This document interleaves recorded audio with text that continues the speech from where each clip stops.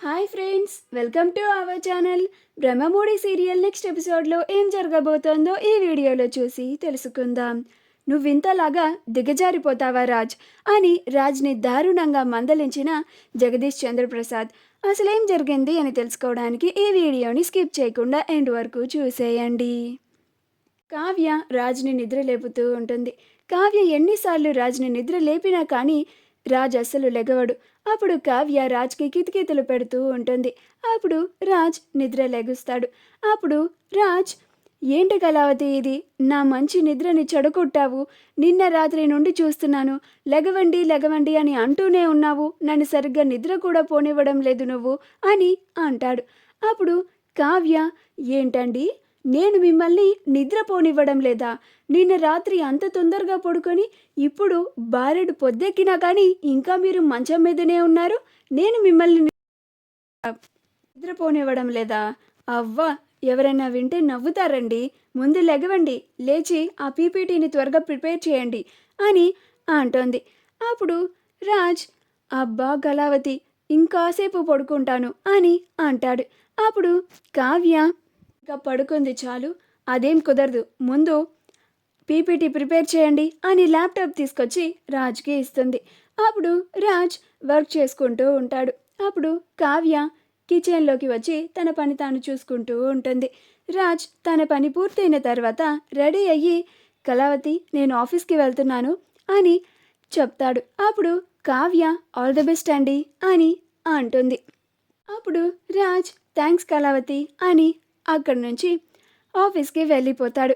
ఆఫీస్కి వెళ్ళిన తర్వాత లాకర్లో పెట్టించిన నగలన్నిటినీ ఒక టేబుల్ పైన పెట్టించి మొత్తం అరేంజ్మెంట్స్ చేస్తూ ఉంటాడు.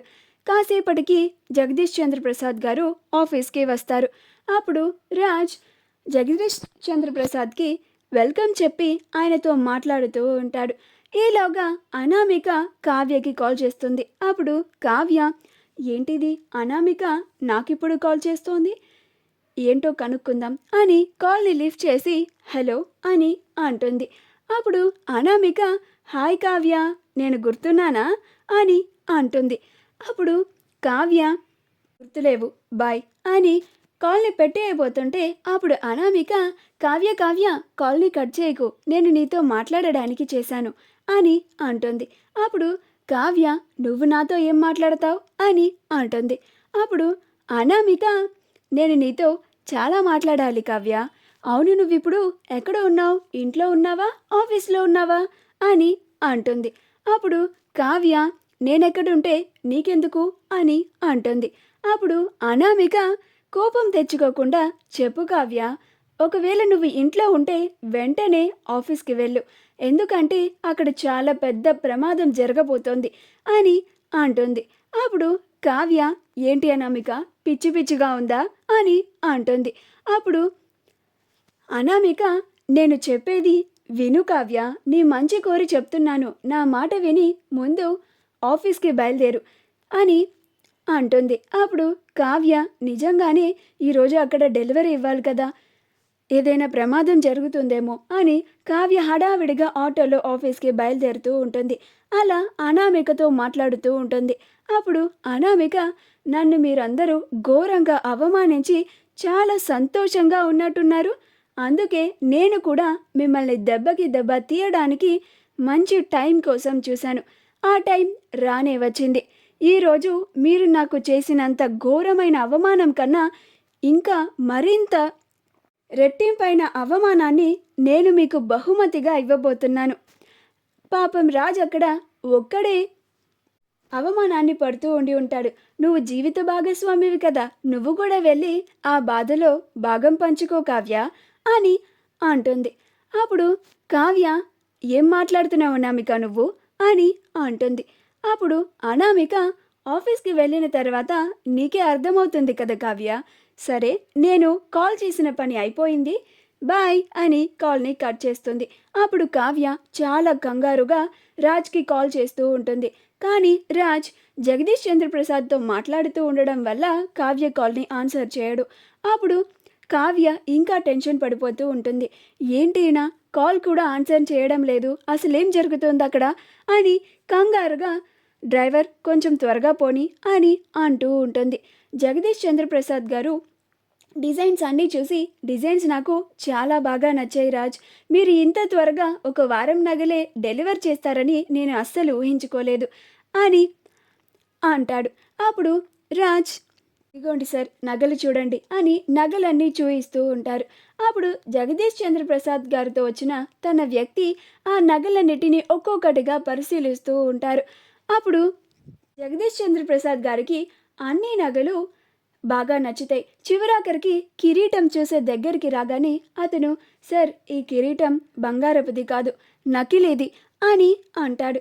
ఆ మాట వినగానే జగదీష్ చంద్రప్రసాద్కి చాలా కోపం వస్తుంది. ఏంటిది రాజ్, నేను మీ తాతయ్య గారు మంచి స్నేహితులం.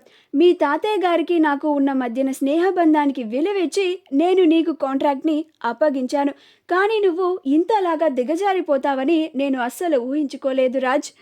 నిన్ను నమ్మి ఇన్ని కోట్ల బిజినెస్ని నీతో చేశాను. మనం ఇలా కలిసి బిజినెస్ చేయడం కూడా మొదటిసారి కూడా కాదు. అయినా కానీ నువ్వు నన్ను ఇంత దారుణంగా మోసం చేయాలని ఎలా అనుకున్నావు రాజ్ అని అంటాడు.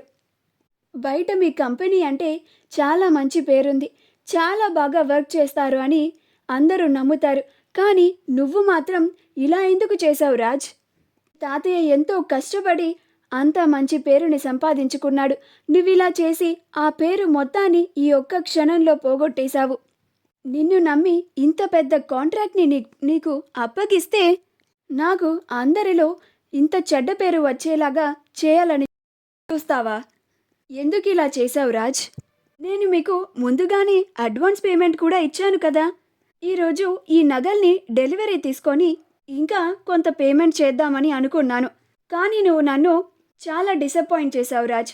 ఇన్నాళ్ళు నీ మీద ఉన్న నమ్మకం పోయేలాగా చేశావు. నేను ఇప్పుడే ఈ కాంట్రాక్ట్ని మీతో క్యాన్సిల్ చేస్తున్నాను అని అంటాడు. అప్పుడు రాజ్, సార్ ఎక్కడో ఏదో పొరపాటు జరిగింది. నేను వెంటనే ఎక్కడ పొరపాటు జరిగిందో తెలుసుకుంటాను సార్. మేము బంగారపు కిరీటాన్ని చేయించాము, కానీ దాని ప్లేస్లోకి నకిలీది ఎలా వచ్చిందో నాకు కూడా అర్థం కావడం లేదు సార్ అని అంటాడు. అప్పుడే కావ్య ఆఫీస్కి వస్తుంది. అప్పుడు జగదీష్ చంద్రప్రసాద్, ఇది పొరపాటు కాదు రాజ్, ఇది నువ్వు కావాలనే తప్పు చేశావు.